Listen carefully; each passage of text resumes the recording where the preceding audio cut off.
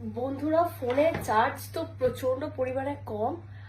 আর আগের দিন একটা মানে শাড়ি পরা গেট রেডি উইথ মি হালকা মেকআপের একটা লুক দিয়েছিলাম, সেই লুকটা অনেকে পছন্দ করেছে। ইভেন আমার ইনস্টাগ্রামে গিয়েও কমেন্ট করেছে যে তুমি কেন ফুল মেকআপ লুকটা দেখাওনি। তো আজকে ফুল মেকআপ লুক তো নয়, তবে আজকে আমি জাস্ট এখন ভাবলাম যে একটু ভিডিও করব।